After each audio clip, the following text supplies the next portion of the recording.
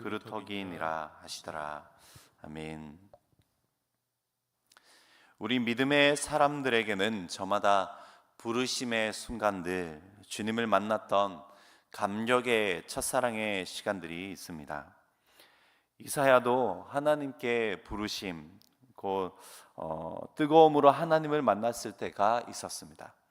우시야 왕이 죽던 해에 왕이신 하나님, 또 거룩하신 하나님을 만나게 되었습니다. 그리고 이러한 하나님을 만남으로 말미암아 철저하게 죄인된 자신의 모습을 발견하게 되고 여호와 앞에 납작 엎드리게 됩니다. 5절입니다. 화로 다 나여 망하게 되었도다. 하나님을 만나게 되었을 때에 이러한 탄식으로 하나님 앞에 납작 엎드리게 되었던 것이죠. 이러한 진실된 이사야의 모습으로 인해서 하나님은 그에게 7절 말씀과 같이 사죄를 선언하셨습니다. 제단의 핀 숯을 그의 입술에 댐으로 말미암아 악이 완전히 제하여지게 되고 사죄의 은총을 받았던 것이죠. 이 사죄의 은총을 우리는 이렇게 읽습니다. 복음이라고 읽었습니다. 복음. 이사야는 이 은총의 시간으로 말미암아 복음을 경험하였던 것입니다. 그리고 이 은총, 복음을 경험한 자가 어떻게 살아가야 하는지 이사야의 부르심을 통해서 하나님은 우리에게 다시 말씀하고 계십니다. 내가 누구를 보내며 누가 우리를 위하여 갈꼬. 이러한 부르심 앞에 우리는 어떻게 살아가야 할까요? 첫째로 사죄의 은총, 복음을 경험한 우리는 나를 보내소서의 삶을 살아야 합니다. 나를 보내소서. 8절 하반절입니다. 그때 내가 이르되 내가 여기 있나이다. 나를 보내소서.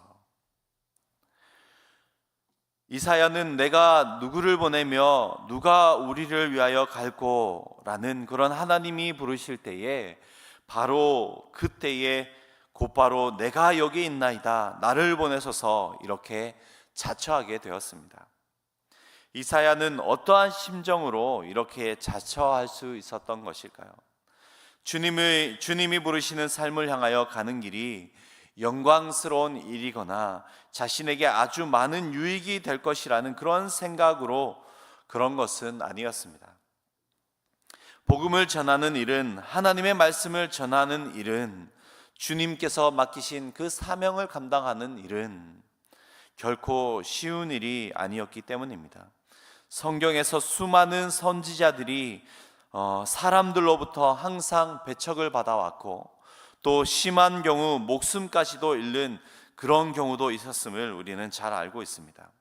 더군다나 이사야서를 살펴보게 되면 대부분 책망을 하게 되고 경고를 전하게 되는 그런 모습으로 이루어져 있으며 이 같은 하나님의 말씀을 전하던 이 이사야도 결국은 악독이 가득한 므낫세 왕에 의해서 혹독하고 참혹한 죽임을 당하였다고 합니다. 하나님의 부르심 앞에 주의 사죄의 은총, 복음을 전하는 일을 감당하는 것은 이러한 고난이 따른다라는 사실을 이사야가 모르지는 않았을 것입니다.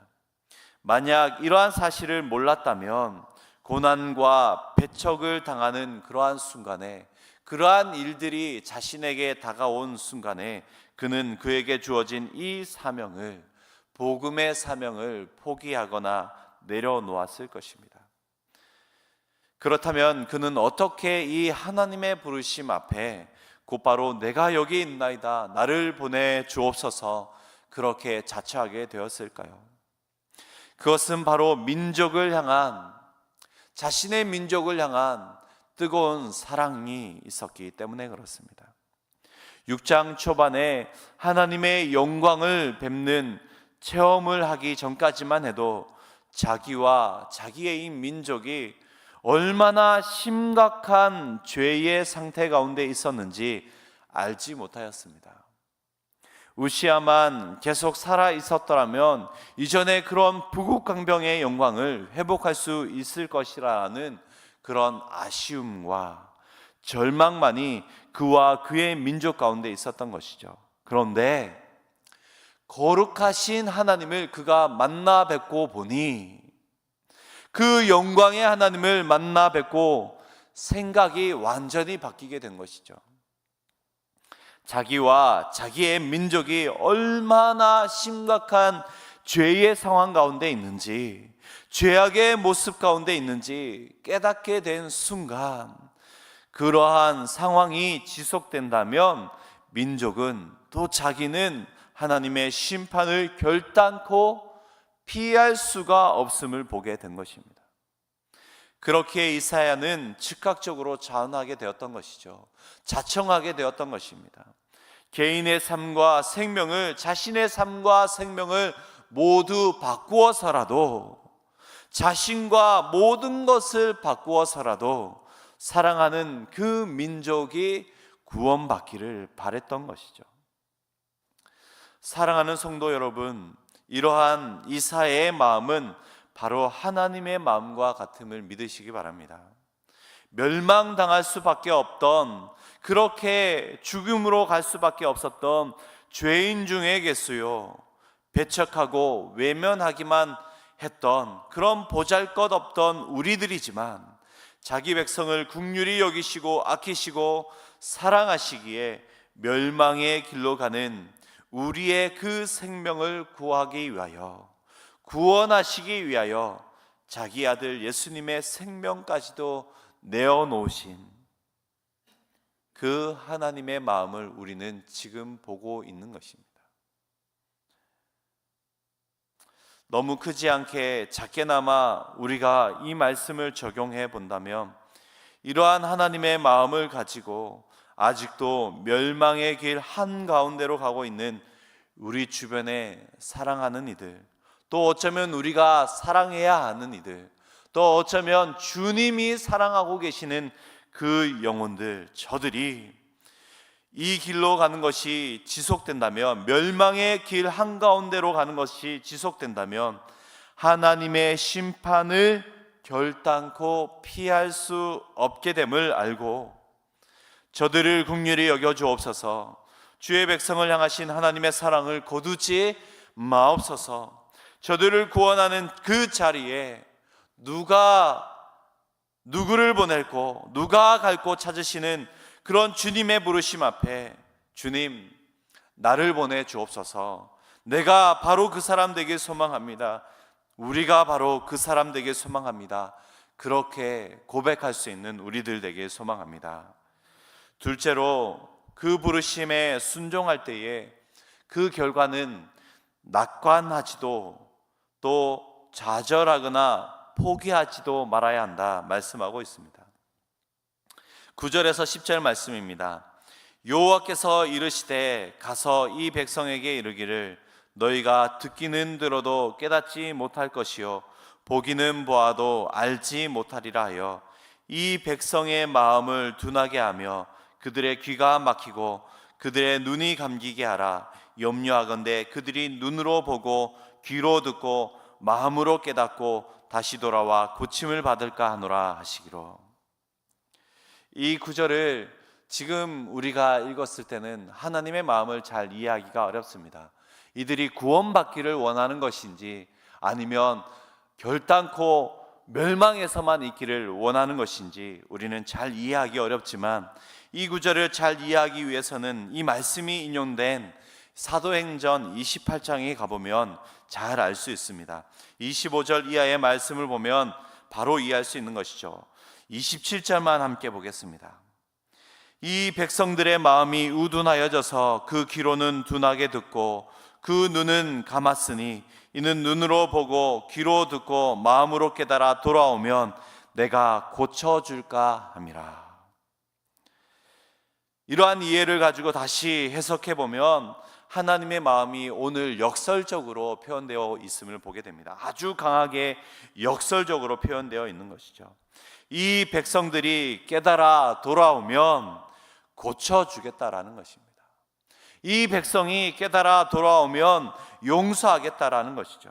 이 백성들이 깨달아 돌아오면 새롭게 하시겠다라는 하나님의 간절한 마음이 담겨 있는 것입니다.